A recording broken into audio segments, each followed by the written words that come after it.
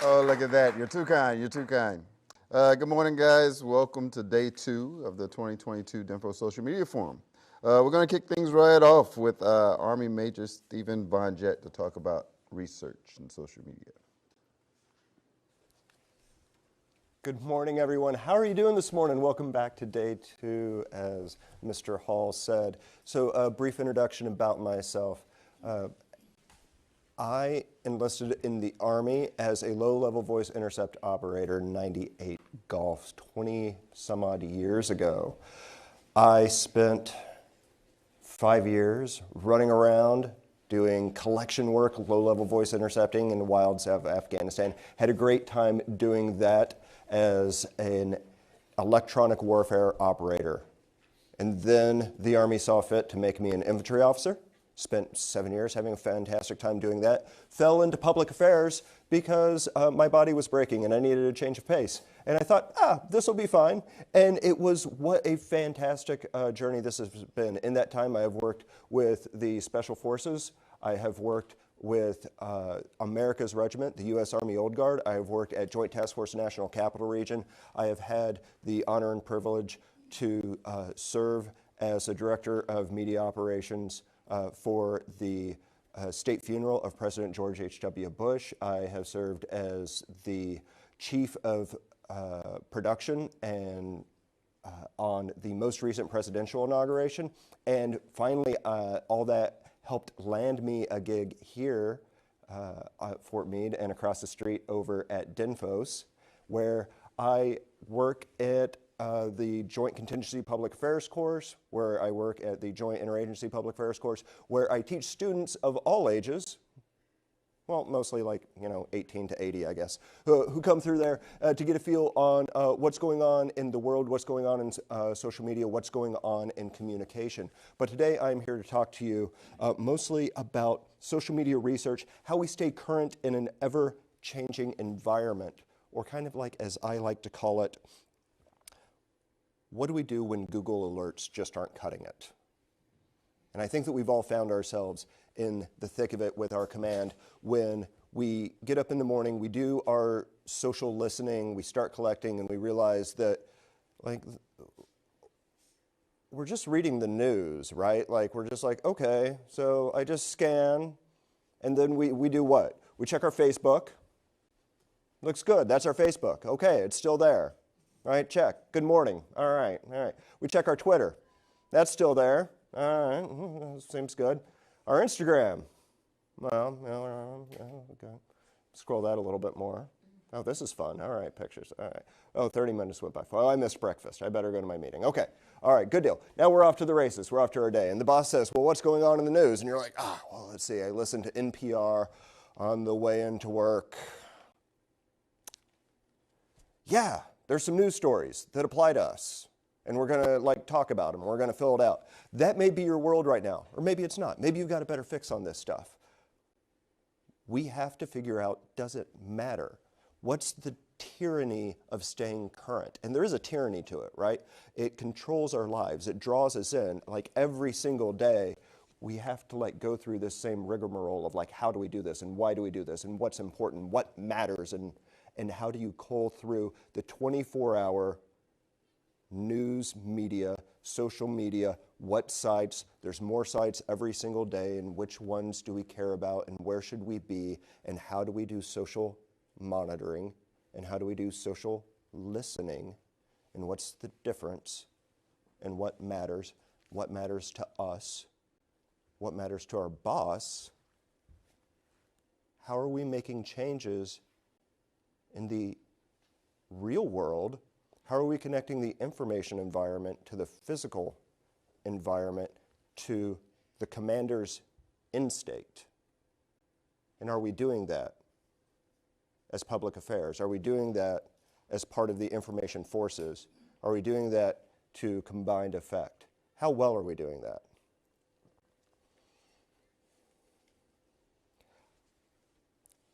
I'd argue that mainstream media, the big three, the big five, it's a mousetrap. We fall into it, especially with social media. Media in general, mainstream media, it's a trap. because we consider it to be the end-all be-all of where we get our information and what we consider to be the place to go for what's what. What's going on Facebook? What's going on Instagram? What's going on Twitter? What's going on in the Twitter sphere? That's what matters.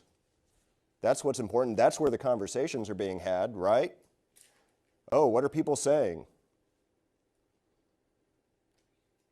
Where do trends go to die? You tell me. Where do trends go to die? If you see a trend on certain social media platforms, you know that it's about ready to expire. What are those social media platforms? Instagram. If it's on, there you go. If it's on Instagram Reels, you know that it's got what? About a day left, right? It's old news. Where else? Facebook, right? If it's on Facebook, it's probably someone sharing a TikTok that was cool about a week ago, that was influential about a week ago, that was changing knowledge, attitudes, and behaviors about a week ago, that was shaping the environment about a week ago. But now that it's on Facebook, now that it's in the mainstream, people are like, they might be clicking a button, but it's no longer shaping knowledge, attitudes, and behaviors. It's no longer shaping anything in the environment. It's just noise. It's just something to cull through. It just pollutes our environment. So what do we do? What do we do about that? How do we begin to approach our environment to cull through that? How do we begin to think about our environment? Well, first off, we need to start peeling away this idea of the mainstream and begin to look at the 3 tiers that we actually live and work in, and understand that there is the mainstream, but there's also the fringe, and there's also the niche, and that trends start in very small places, and then they jump up, and then they get a little bit more, right? And they start to populate here. And then finally, they go, and if they're popular enough, they'll jump up to the mainstream, and then, they'll be on the 5 o'clock news, and a day later, they're dead. That is the lifespan of the fringe. But likewise, the interest of people, you say, oh, that was interesting. I look at this thing because I'm on the mainstream, and I say, that was interesting. Let me follow that down, and I will follow it down to a fringe website. And I'll be like, oh, let me check that out. Maybe I'll get on TikTok because that's interesting to me. And I'll go on here, and I'll start looking at TikToks. And then I'll fall into, maybe I'm really into foraging, and I'll get on to Mushroom Talk. Is anyone here on Mushroom Talk? You're on Mushroom Talk? That's what's up. Is anyone here just on like repairing your house talk? Were you repairing your house talk? Okay. Like, is anyone here on, is anyone here on Lord of the Rings TikTok? Another one. You're avoiding it? Yes. Purposefully. Why? I haven't seen the show. You haven't seen the show, but you know about it. Yes. So, but you're purposefully avoiding it. That's fantastic. What are we talking about here? I'm flipping to cards real quick. We're talking about network filtering, right? Within these fringe networks, you then have networks built down within them, right? Networks within networks. And this is a way that you can do filter mapping and reflex control. Now, within public affairs, within the open source, within the overt, we are good to do filter mapping all day long. Reflex control, on the other hand, reflex control starts to lean into the realm of some of the other information-related capabilities that are out there. PSYOP and STO and some of the others, and some of the things that they do.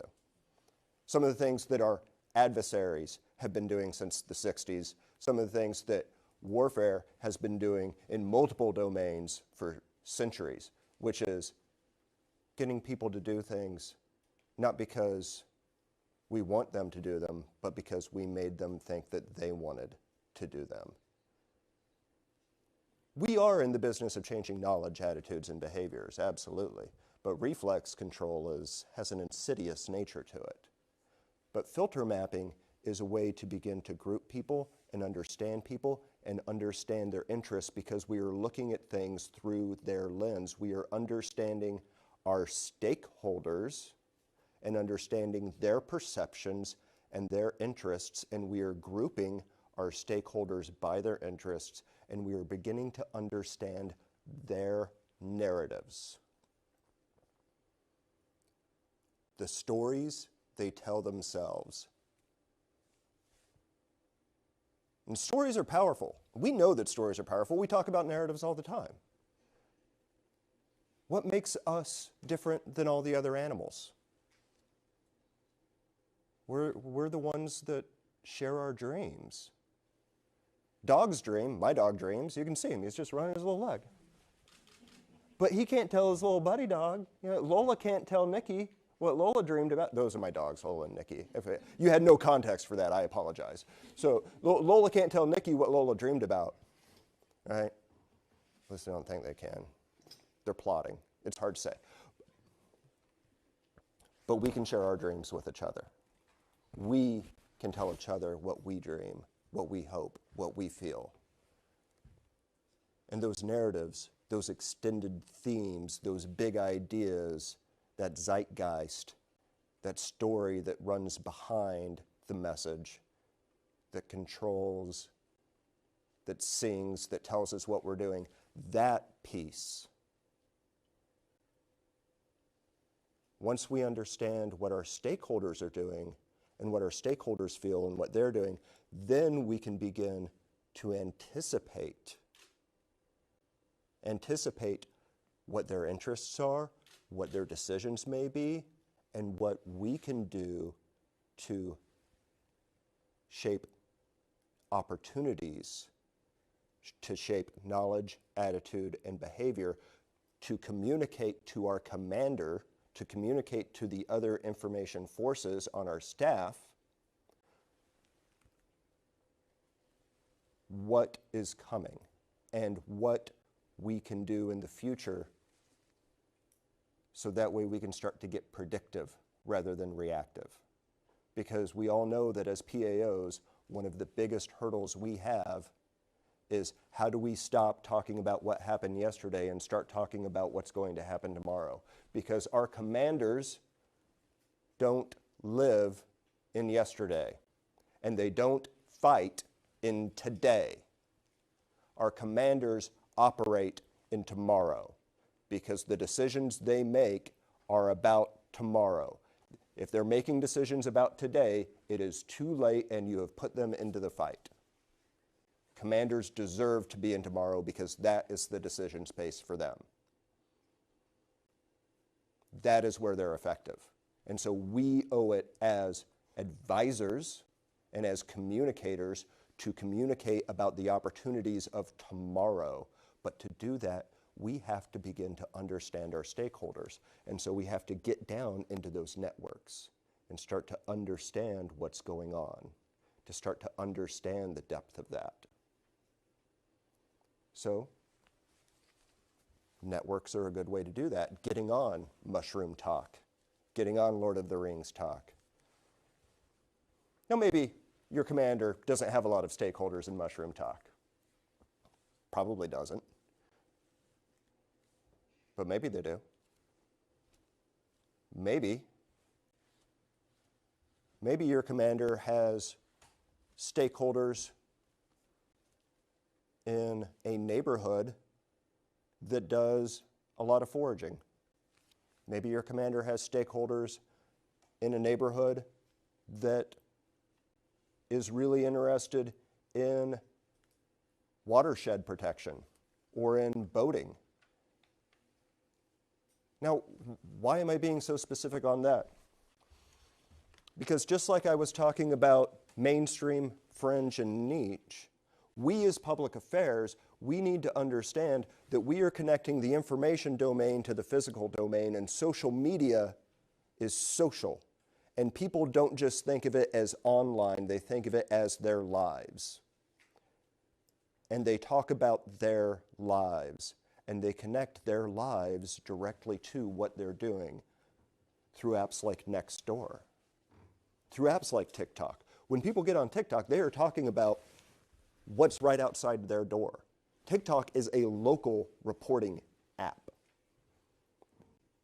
Some people are talking about what's going on out in the world, but most people are talking about what's going on right that they can see. And I will tell you that I have used real-time reporting from TikTok to inform decisions for commanders, because there were people who were live streaming from TikTok who were in crowds during riots saying this is what's happening, and it was a better feed than what was on Twitter. It was a better feed than what was going on in the news, because they were reporters that I was following, and they knew that TikTok was the best place for them to put their news out. And so I was on TikTok. Now, understand that the DoD is not there, but that was a stakeholder that was very important to my command. So why was I there? Because that's where the people are. Why do we rob banks? Well, I don't rob banks, but why do people rob banks? I wish I could rob banks. Oh my goodness. No, I don't. But why do people rob banks? Because that's where the money is, right? We're Americans. We love crime. We know this, right? It's built into our DNA, right? Because that's where the money is. So we have to go where our stakeholders are. And if our stakeholders are somewhere where there's a lot of risk, we have to figure out how to go there. We're the military. We wear these uniforms, all right? If there's danger in a house, if there's people with guns in that house, do we just go, oh, we're not going in there. There's people with guns. No. We assess risk. We figure out a plan. We go into that house. We close with and destroy the enemy. I was an infantryman by God. That's my bread and butter. We can do the same thing on social media. We can assume appropriate risk the right way. And commanders talk in the language of risk. Risk to mission, risk to force, and risk to brand. And when you talk in the language of risk with your commanders, and you communicate that, and you communicate the importance of your stakeholders, you begin to make connections. So now, how do we find those stakeholders? How do we identify them? How do we identify who's important to the commander? It's kind of two parts to that. First off, how do we identify who's important to the commander?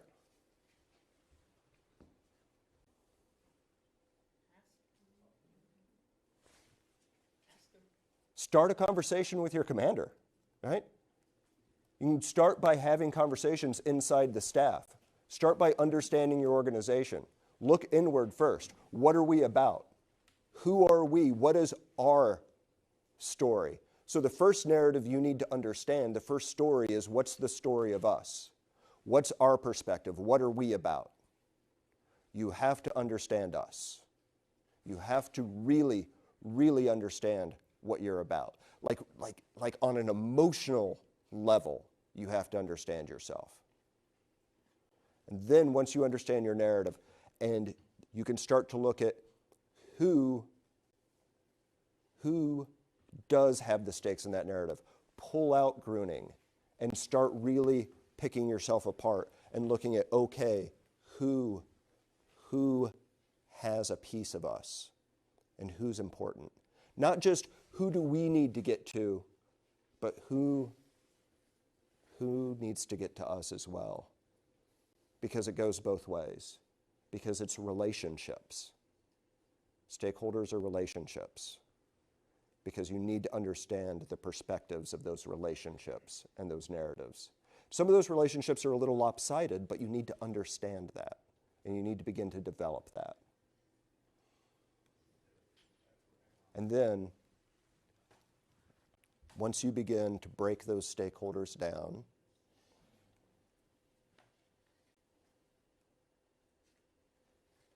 take a look at where they are. Start to do your stakeholder mapping. What are they interested in? What are they about? What do they follow? What are their interests? What are their perspectives? And not just about your organization. That'll come later. Just what are their interests? Maybe they are just really, really interested in the Lord of the Rings. It has nothing to do with your organization, but that helps you begin to understand the stakeholder. And if you say my stakeholder is Kajangans within a 50-mile radius of my base. No, it's not. No. Your stakeholders are like people, like individuals, like you can be a stakeholder. They can be like Jack Georges is a stakeholder of mine, right? Because he's a person that I teach my classes with. And so he is one of my stakeholders that I deal with. Like they are important relationships to your organization. And if you can identify those and begin to break down who are those string pulling relationships that affect the commander's end state, now you can begin to make a difference. Because when you start saying that there's a group of 10,000 people and we're going to affect the knowledge, attitude, and behavior of 10,000 people, well, it's any wonder why public affairs is seen as like this thing that sits on a shelf and then just talks about the news every day. Because how are you really going out and affecting the knowledge, attitude, and behavior of 10,000 people with like a press release and like a news story and a couple of good photos? So what if I got 27 million likes on Facebook with a photo? What's the value of a like? It's a vanity metric. It doesn't matter. It's worth nothing. We need to figure out who the individuals are that are going to move the needle towards the commander's end state. So you need to sit down with commander and you need to define success for your organization. And you need to understand what communication success is for your organization and what that means. And we sometimes have a hard time initiating that conversation and saying like, no, like we really, really need to break this down. We really need to be very specific in how we're defining success here. Because if we do that, that means that we might fail. And then we need to have a conversation with the boss about endorsing failure and about being realistic. Because there's another conversation about being realistic and the fact that sometimes end states are hard to get to. And what the boss defines as success doesn't match the reality that's out there. Because the reality is volatile and unfriendly and complicated and ugly. And the boss might want it to change into something that's nice and pretty and easy to deal with. And you're like, boss, that's going to cost time and money and people, right? Resources. And I don't have time. And I don't have money. And I'm just one person. And I can develop a good communications plan to get you there. I have the tools and the training to help guide us there on a timeline that might be longer than you're going to live, but I can get you there, right? I can develop a timeline that will get you there. I can do that staff planning for you at the strategic operational level that will guide us there to get to this end state. But it's going to take these resources. And we need to be realistic with our senior leaders about what that is. And this is not us talking, this is not a fight with them. We owe them this information. They want this information. They want to know this. This is exactly the information that they need. They've been wanting this for years from us. They've been begging for this. Tell us what you need. Tell us how to win. Tell us how to be successful because winning matters. And we just come in the morning and we're like, this is what was on Facebook. This was what was on Twitter. Instagram's doing good. And we got some likes. BBC mentioned us and we've got a report. And they're like, thanks, PAO. Good work.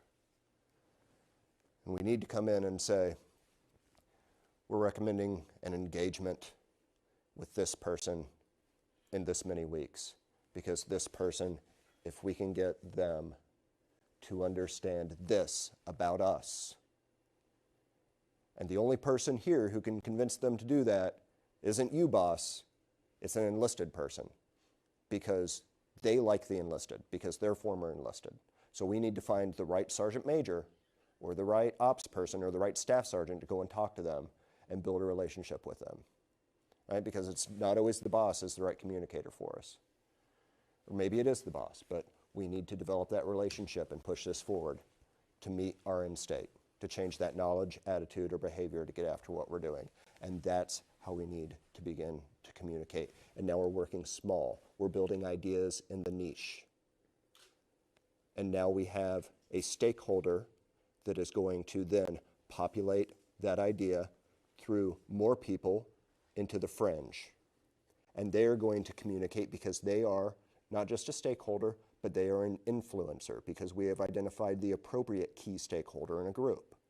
And they are an influencer, and they are going to populate this for us. So we work local, niche, and they are also on social, and so they are going to do this. And it populates up, and then by the time it makes it onto Facebook, no one cares because it's dead, and we've already made the change that we needed to do 3 weeks ago. And then we just report, boss, I made it onto Facebook. We did the thing 3 weeks ago we needed to do. And the boss says, great, no one cares about Facebook. What goes on Facebook? We all know what goes on Facebook. Award ceremonies, promotions, all the fun stuff, right? That goes on Facebook because it's great. It's where we put our pictures. Nothing ever deletes it. You know, Mark Zuckerberg's going to own it forever. It's cool. But that's what we're using the mainstream for. But what we're using the niche for, what we're using the other things for, that's where we have to be careful. Now, there's another side to this. Our adversaries have been doing this a lot longer than us. And they're faster than us at it right now. And they're a little bit better than us at it right now. We have a problem in the U.S. military with white nationalism, right? And we know that they operate by putting out a little flavor of hate on the mainstream. And then they say, oh, come check us out on the niche. Come down to Reddit. We'll talk to you over here on the niche. Or we'll talk to you on the fringe. And then you get over to Reddit, and then they're like, maybe you want to come check us out on 8chan, or the David Duke website, or Rapey, or something like really distasteful. And they'll bring you down there, and then before you know it, ooh, now we've got a severe problem. And they've been doing this for years. Who on your staff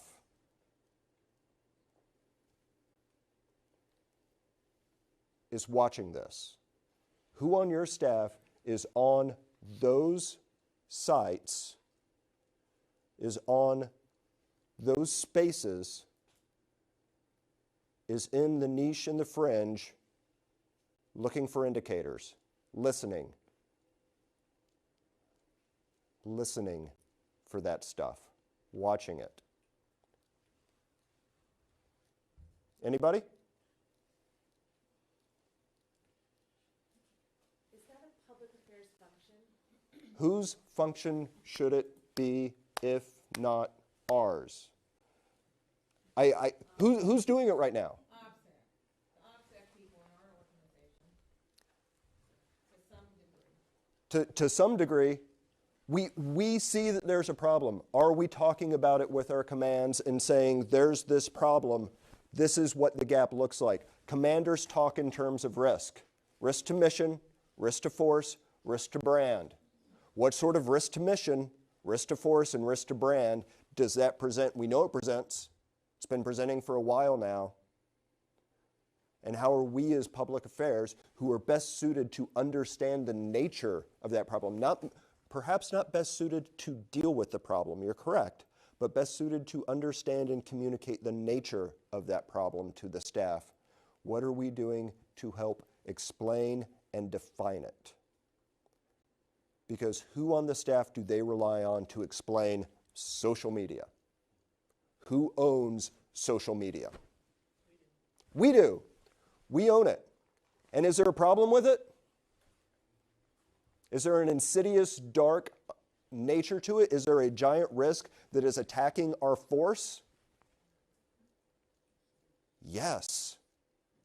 So who owns that responsibility to explain it to the command and make recommendations to the command on how to at least begin to understand it? So that way the commander has space, can begin operating in the future to deal with it, to put time, money, and resources against it. Because who is it affecting? Our stakeholders. What stakeholders? Us. And what narrative is it tearing apart? Our narrative. The narrative that we stand for good. The narrative that we are the righteous. The narrative that when this goes around the world and shows up on your doorstep, that it's a good day, not a bad day. That narrative's under attack from within.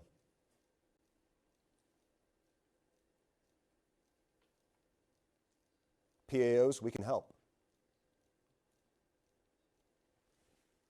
And by doing stakeholder analysis and by doing narrative assessment and tracking it over time and tracking the change and tracking our stakeholders and getting off the mainstream and into the fringe and into the niche and beginning to listen and monitor and assess and report and track and inform our commanders about what's affecting our most important stakeholders, about what's affecting the commanders in state, we can begin to be more valuable to our commanders, we can begin to be more valuable to our staff, and we can begin to develop strong responses to the dangers that are affecting us in the real and in the now.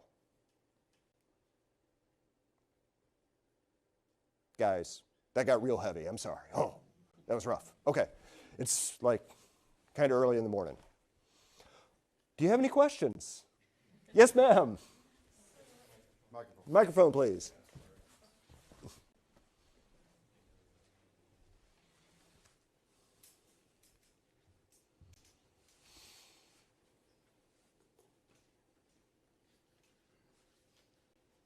Apologies, I'm short and I honestly didn't see it at first. I'm short too.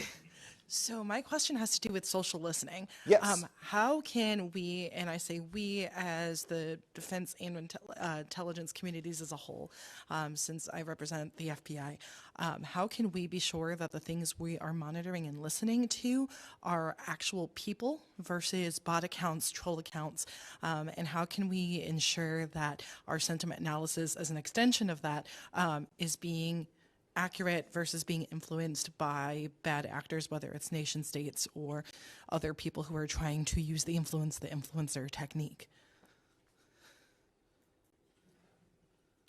That is the $64,000 question, right?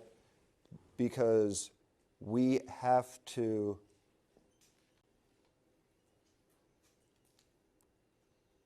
assess our stakeholders and connect, when we can, the stakeholder on the ground with the digital stakeholder.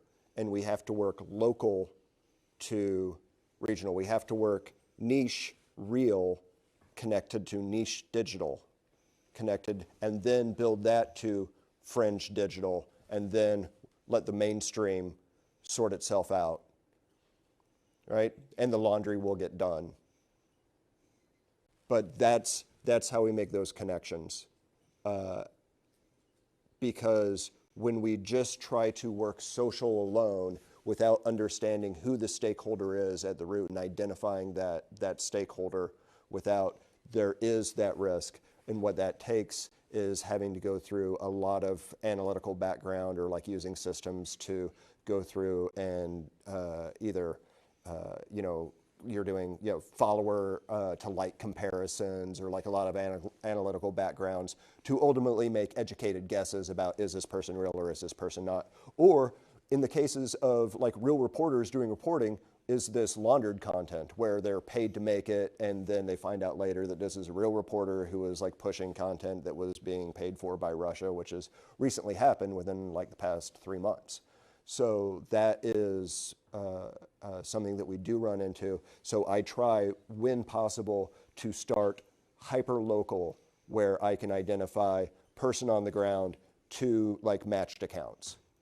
And because I find that starting at like the neighborhood, local, schoolhouse, school zone level, and then building out from there is best.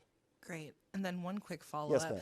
Yes, Based on that, in your expert opinion, do you think that we should keep sentiment analysis inherently qualitative versus quantitative? And if so, how would you help us, or how would you recommend we make that case to leadership who might love numbers? I have worked, yes, okay. I have had the boss that is all about the numbers. And I did a great job of just pushing vanity metrics and being like, oh, look at what a good job we're doing. And in retrospect, it was a mistake. And I should have pushed more qualitative assessments.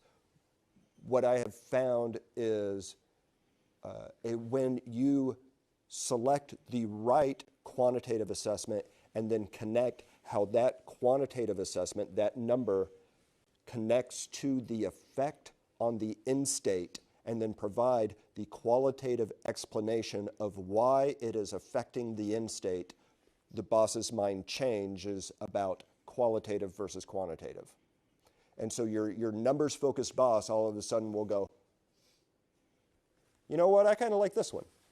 And I've seen it happen again and again. So even though I have had the numbers-focused boss, once I go in-state, effect on the in-state, effect on what you were trying to do, and now this is decision space, that's the transition point for them. But I bridge them in with numbers, because I'm a good PAO and I use bridging tactics. I bridge them in with numbers to it. And that's the way I get there. And I know that's kind of a half answer, but that's the way that I dive in. But it's about in-state. Awesome. Thank you so much, sir. You're welcome. Anyone else? Hi. Hi, I have a question about TikTok and the DoD, because I completely agree Yes. with you. As social media practitioners, we should be on every platform. Social media is 24/7, but most of our jobs are not, right? Correct. So how do we encourage junior employees to be monitoring these platforms when they can't do it on mission time? Unless TikTok is allowed. Please correct me if I'm wrong, but I understand it that TikTok is not allowed by the DoD. Right. So first off, let me make the typical statement of I do not speak on behalf of the greater DoD, those that write at the very highest levels. However, I am a educator for the DoD, and I educate about social media. So my opinion as an educator for the DoD is very strong about this, and I'll get into that specifically in this response. So no, DoD policy is that we are not, do not have an official presence on TikTok, and we don't have TikTok on any of our devices. And they have put out a recommendation, it's not a policy that you will not, but it is a recommendation asking that you do not be in uniform. That's currently correct, right? Yes. Yes, okay. All right, just want to double check with my battle buddy on that one there. So with regard to that, the spaces that we have to operate in, our service members are on it, and they're on it in uniform. TikTok is on our ships. TikTok is in our barracks. TikTok is in AIT. There is AIT talk. It is fantastic. I'm sure you've all seen it. There is a crew of like-minded PAOs who is actively scouring TikTok nightly, daily, from their personal devices on work hours, who is identifying youngsters who are kind of stepping out of the bounds of decorum and then being like, okay, Florida National Guard, okay, random unit that I shouldn't have said. Let me find your command. I apologize. I love the great state of Florida and all your theme parks. And let me, frequent visitor, and let me, send this out to your PAO and get a correction, right? And because we want to steer these youngsters in the right direction, and we want to help these folks out. So it's happening, but it's not formally happening, and it's kind of a grassroots effort right now. And there's a groundswell. I am very much of the opinion that our stakeholders are there. Well, that's not opinion. I mean, that's fact. Our stakeholders are there. I am very much of the opinion as an educator that we have a gap. And the risk of that is they are in a place where it is a place of knowledge, attitude, and behavior change for them. And if we are not there to be a part of that conversation, to be someone who can be a piece of that knowledge, attitude, and behavior change, then that is a risk. And we should be talking to our commanders often about where that risk is at. But ultimately, it is a commander decision about risk. And if commanders say we are at a risk level, because I understand that there is a diplomacy level of TikTok as well, and there is diplomacy talk. And if commanders say, no, the risk is not yet high enough, and we understand where you're at, PAO, and we understand your opinion, but the risk has not elevated to that level, and we assume that risk, and it is a no, then it is a no. And as operators, that's a no. And we will say, well, roger that, and drive on. But the guidance is written in such a way that that still enables us to do as we're doing now, which is to go in and clean things up on the back end and take care of things and continue to do monitoring. So we are there. We can listen, but we do not officially have a presence. We are not officially communicating, but we are unofficially listening. We are just not monitoring, because if we were monitoring, then we would have an active presence. Okay, that kind of helps. Thank you. I guess further defining how we can listen but not officially monitor would be helpful. And maybe that's a policy question, right, for Andrew and Andy, about if we can use mission time for that on personal devices, if that makes sense. Well, if you're on a personal device and you're using it during mission time, that's already theft of government time anyway. I mean, what are you doing on your personal device anyway? So then how Shame on would you. TikTok, right? I mean, get out of here. I mean, oh my goodness. So that said, I do find myself on my personal device quite often throughout the day. I take little sanity breaks, 3 and 4 minutes there, and I will occasionally find myself on various apps of various nature, just to check out what's going on in the information environment, or to enjoy myself, because I'm a huge fan of Dungeons and Dragons content, and I can't stay off D&D talk because it's amazing. Agree. Thank you. All right, good. I'm glad you agree. That's rad. Okay, roll for initiative. Hi. Hi, good morning. So it's kind of a follow-up question to TikTok a little bit. So I'm with Army Recruiting, and our wonderful. Yes. Wonderful. You guys are the best. So our main stakeholder is teenagers, and they're on TikTok. Obviously, it's a big hard no in recruiting. So how do we meet our stakeholders on another platform, but also stay current? So like you're saying, trends go to die on Facebook and so forth. So, and same with Instagram Reels. So how do we stay current and meet our stakeholders on a approved platform? Yeah, it's certainly a challenge, isn't it? Mm-hmm.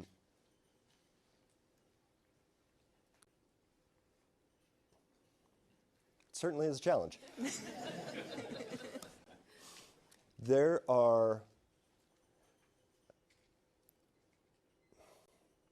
I've been struggling with this for months. I was on TikTok when I was the U.S. Army PAO up until the DOD put out the letter to say, like, okay, turn it off. And then it was, I think, December 19 was the last time I posted to my account. And I was like, oh, wah, wah. And that was about the same time that all my U.S. Army recruiting buddies, because there were tons of them and they were amazing. They were posting like daily content. And then we all kind of went dark at the same time. And then like all those accounts are still there because, you know, it's, that's the way that we, you know, preserve our data. But they're just all dormant. So you can find the account, it's still there, it's just kind of mothballed. So what are our recruiters doing now to meet those service members where they're at? What I would tell you is that there's a lot that we can do to be communicating with them, but not be communicating with them on the platform. And part of understanding your stakeholder isn't necessarily interacting with them on the platform. Mm-hmm. But you have to know what's going on the platform because they're communicating with each other, right? So understanding the language that they're speaking now, understanding their trends, understanding what's going on, understanding what's popular, understanding the jokes, understanding the musical memes that they're communicating in and how those are changing day to day and week to week. And you know, what's getting ready to hit the news, you know, like when Devious Licks was a thing like a year ago and then, you know, it quickly died off and all that. We can monitor that, or excuse me, we can listen to that. We can be on the platform watching that go down. And the recruiters, I would highly recommend that if they're comfortable having that on a personal device, and they're comfortable having a personal account and going through that with, you know, appropriate protection set up on their device to protect themselves, and then scrolling through, you know, on a lurk, or if they want to be active in a personal status, doing so. So that way they understand what's going on to stay current with their demographic, with their stakeholder, to help in those conversations, then they should do that. But ultimately, they're not going to get recruits by posting good content. They still come down to a face-to-face interaction. They still come down to one-on-ones. But that one-on-one is made more effective by being genuine and by being able to make a fast, quick connection about a point of interest from the stakeholder's point of view, right? Mm-hmm. And to do that, it helps to understand TikTok and to understand what's going on because these kids are living their entire digital life on that platform, which is sometimes upwards of 6 hours a day. So if you understand where they're spending 6 hours a day and where they're getting all the content and all the dirty jokes they're telling and what they're hiding from their parents, you can quickly be like, oh, hey, this is interesting to you, and now let's segue into a conversation about like why the military might be a good decision for you and what this is about, and you can connect with them more effectively in that manner. But that doesn't necessarily mean that, you know, you need to be making shorts and telling the military story. They're going to do that for you. And if you have the conversation the right way, you don't need to worry about the recruiter officially doing that because these kids are going to ignore exactly what we tell them as soon as they go into basic. They're going to take their phones with them. They're going to make the TikToks because we can't tell an E3 to do anything. I can't get an E3 to listen to me for a second. And they're going to go right to basic and they're going to make the TikToks and then their friends are going to watch it and then they're going to become that influencer who's going to do it. We don't want them to do it and it's against policy, but they're going to do it anyway because they're doing it right now. Because it's there, isn't it? And I'm pointing at young people. I'm sorry. The young people tell me yes, it's there. I know it's there. I was on. When I get up in the morning, I got up at 4 o'clock this morning because I'm broken. The first thing I do is I look at TikTok. I'm not well. And it was an airman in the barracks who dances with a broom. It's amazing. It's fantastic. So they're going to go in and do it, and they want to connect with them anyway. But I think that just being aware and being on it in that manner is kind of the best advice we can give to help them stay current. And I know that that's a half measure from probably what you want to hear, but I think that that is doctrinally and regulatorily the best answer that we can give right now, and it's going to help get them there. Does that that make helps. sense? Yeah. Okay. That does. Thank you. You're welcome. I also got to keep my job with that answer. Nailed it. Question? Yes, I have a question.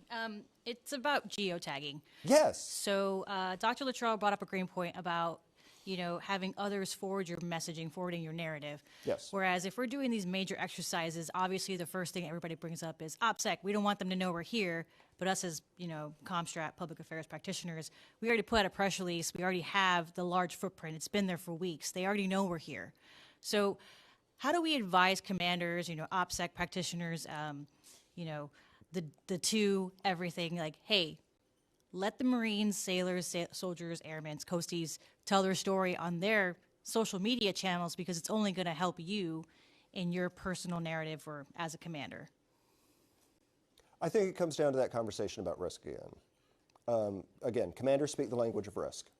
And when you begin to break it down into buckets of risk to brand, risk to mission, risk to force, and you talk about geotagging, and you begin to talk about realistically what that risk level is, right? And if you do a risk assessment of it, and you actually start quantifying where that risk is and what our mitigation measures for that is, and you go through and you actually like walk the dog on where that risk is, and then you present the commander and you say, this is the risk, this is the mitigation, this is what we get for it, this is what we give for it, then I think that what that does is that rather than have a big scary geotagging, this is a terrible thing, now you have actually done a little bit of staff work for the commander. You've presented the commander with options. You've presented the commander with space to make a decision. And the commander now can see what benefit we're getting for it.